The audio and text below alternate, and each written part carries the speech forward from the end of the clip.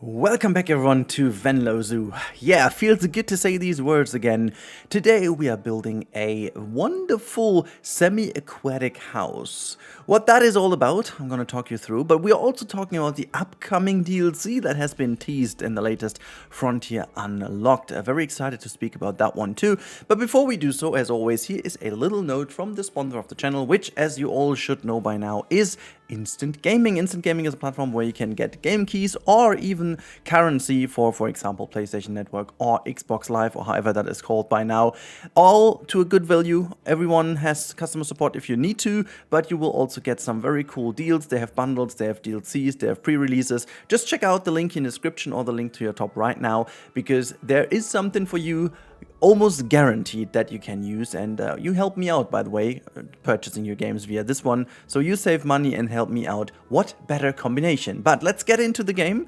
While you see me placing a couple of references in the background for our 4 habitats we are having in here, they are all, organized in the same pattern. We've got them all kind of to the sides of a cross, and the cross is basically also made by a tunnel that goes all the way straight through the tunnel. So I'm going to be very honest with you, that was more of a struggle to build than I thought it was going to be. It started out as a little quick project and ended up taking my time for the last like 3 or 4 weeks.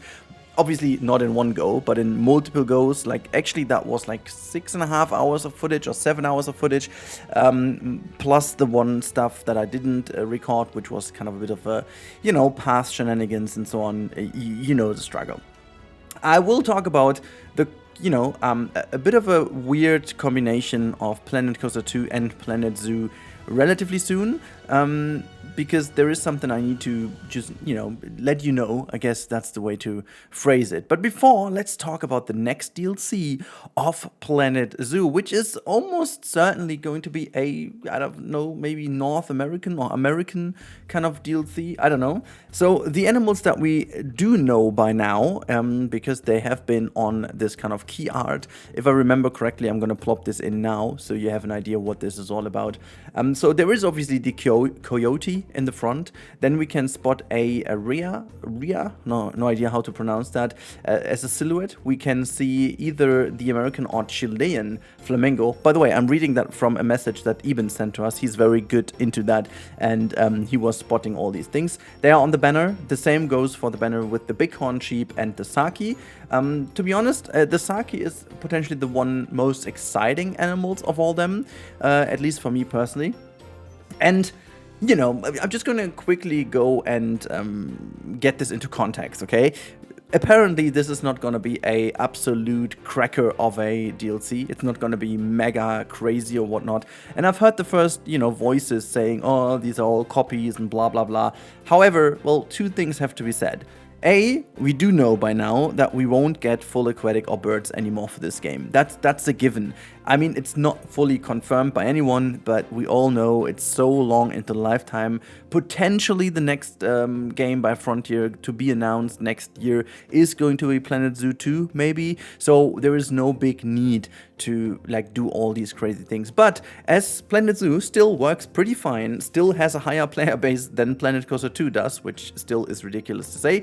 And also because this game seems to be running fairly well when it comes to earning money from DLCs, it just is a given and logic that Frontier is going to continue that pattern. And also, secondly, the reason why these are mostly copies is because we do have quite a lot of animals in the game already. And that naturally means other animals in the same kind of area of species, I should say, or like the same pattern of animals, like not the same type of animals, but similar animals of that sense, makes just sense that they are copies because we've already had them. We have a lot of monkeys in the game. We've got a lot of kind of dog-esque animals in the game. We've got sheeps in the game, and we apparently also have flamingos in the game. But we all know that it's pretty cool to get some bird-like creatures in the game, despite the fact they are non-flying birds. But just in general, having some feathery friends in there is a good addition, nevertheless. So I won't say that I'm super excited for this DLC per se. It's definitely not going to be so exciting that I'm going to make a full series on it, like how it has been with the, I think the last one. I think Hirsch-Egg was the last series I completely made for, you know, a DLC, and that was, I think, with the European or Eurasian DLC, I figure it was, because these were some really cool animals, in my opinion, and they fit together so well. But you can also tell that Frontier has decided to go a different way after the Zookeepers pack really looked like the last one, and I do think it was also planned to be the last one. But yeah, let's get back to the build today before we speak about the Planet Coaster 2 versus Planet Zoo situation right now. And here we have the wonderful building that Sylph did. In case you don't know, these buildings are not all mine. Sylph did a series on Planet Zoo where he was building a Dutch-inspired city, and as this is a Dutch city zoo, it just makes sense that we use these buildings, and, you know, there is no reason for me to build myself because Sylph is going to be better being a native Dutch, but also being a pretty freaking awesome builder. You know, it just makes sense to use his buildings. But what I did over here is I took one of the buildings and repurposed it into an entrance for our semi-aquatic house. Now, I think this is the point where we should talk about why I was going for a semi-aquatic house in the storyline of Venlo Zoo. Because, you know, this area over here of the zoo, and, you know, for those of you who tuned in into this video and haven't been part of the series so far, or maybe you forgot about it, here's a bit of a context and a bit of trivia. So Venlo Zoo as a city zoo is a project in which we take a existing zoo that has been existing for a long time and suffered from the same fate as most city zoos, that is being very, very bad when it comes to animal-friendly habitats and very bad in terms of modern-day animal standards. That said, we are repurposing things over here, making sure that habitats are changed, enlarged, made bigger. And the one on the opposite side of this one over here, for example, is our Sumatran tiger habitat. And was it? I think it was Sumatran tiger.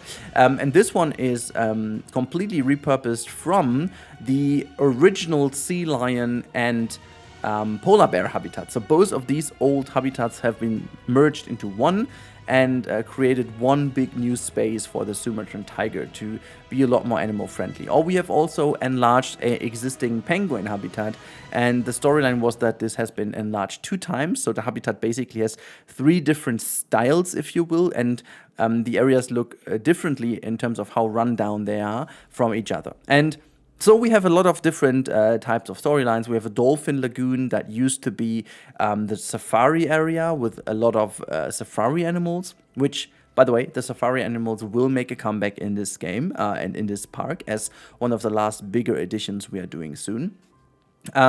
This is kind of the way how we're doing this. So where does this build over here find its space? And my idea is that this always used to be an aquatic house of some sort, but has been completely changed into a very modern animal, kind of friendly is maybe too much, but as much as possible with the space available, animal-focused semi-aquatic house. And the reason why I say semi-aquatic is because we apparently don't have full aquatic animals in the game. We talked about that earlier, and that we won't get them.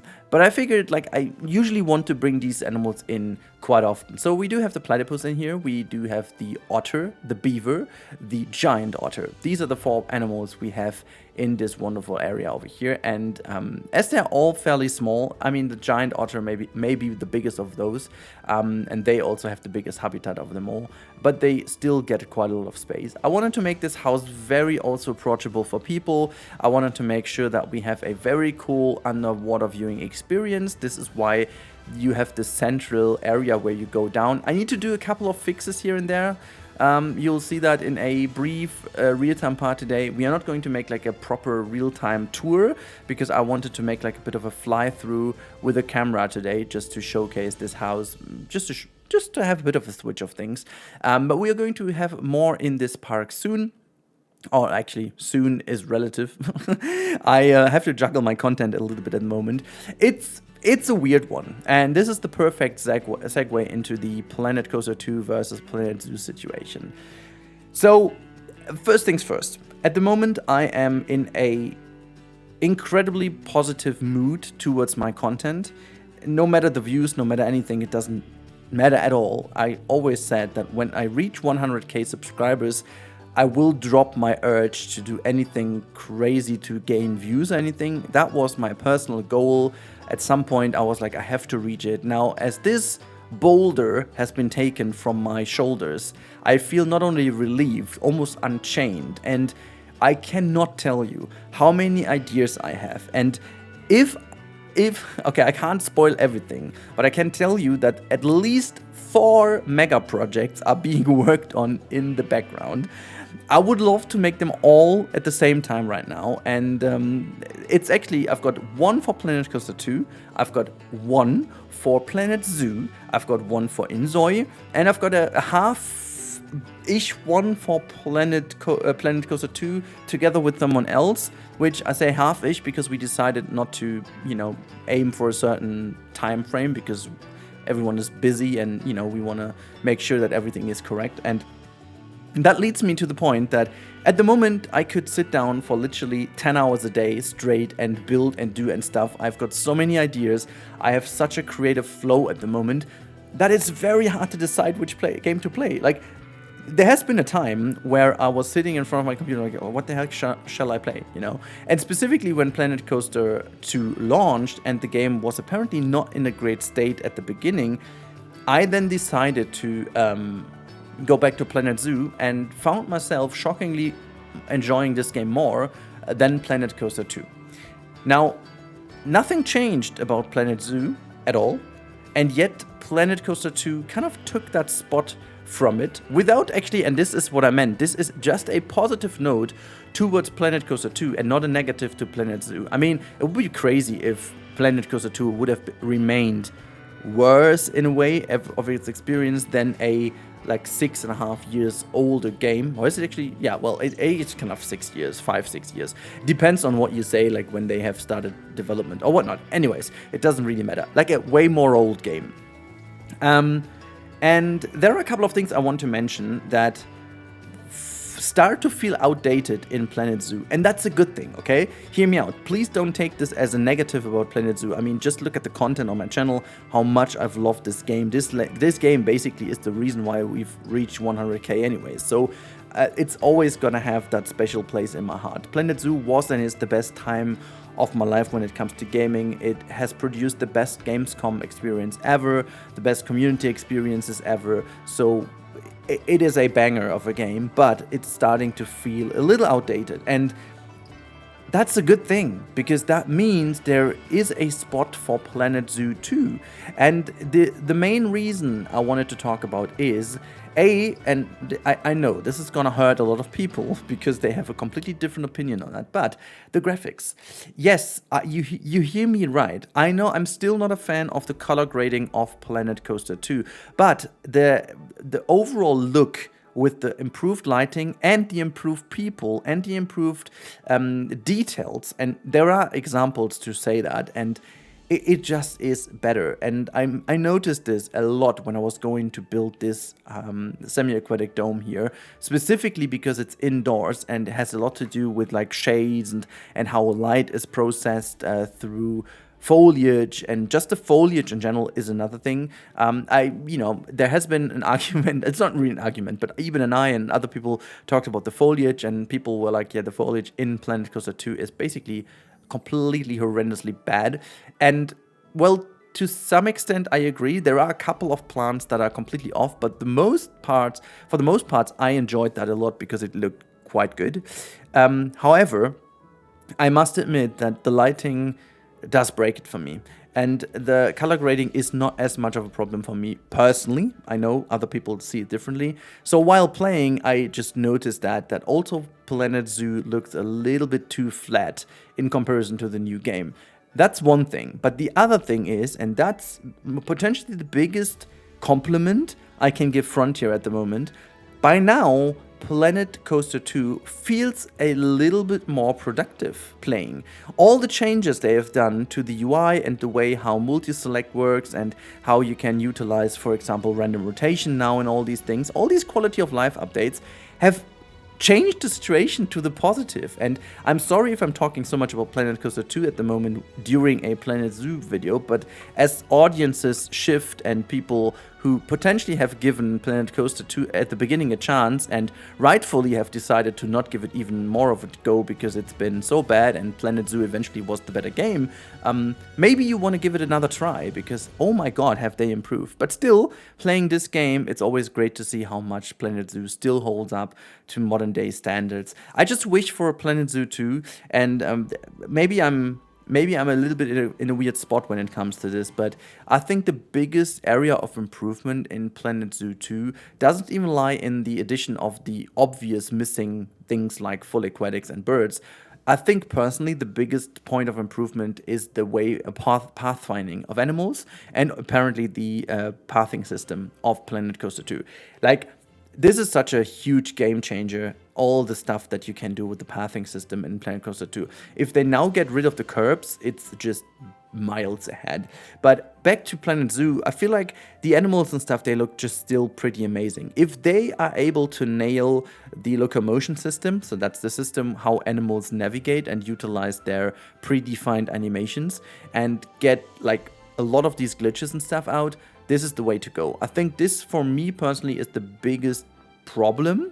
And funnily enough, I think it's a problem that Frontier created themselves because they have made such a crazy step forward from previous games. They already spoiled us with such a great game, being able to create habitats on a completely free basis and make the animals use your stuff in the way you can do is still such a mind-blowing feature.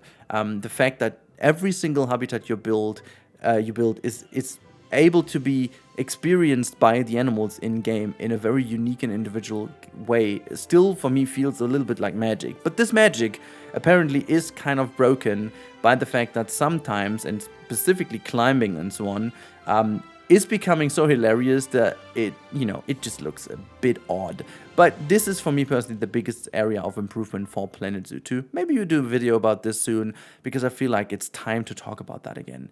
Never mind, we're almost done with the build so far. Again, some little things have to be fixed, but let's have a look how it actually turned out in the game. Alright, so we are flying in, and as you can see, the house hasn't really that much space as a plaza in front, which is exactly what I wanted because it is a city zoo. Now, looking around for the first time, we are then going down a little bit over here. As you can tell, this is where the giant otters live.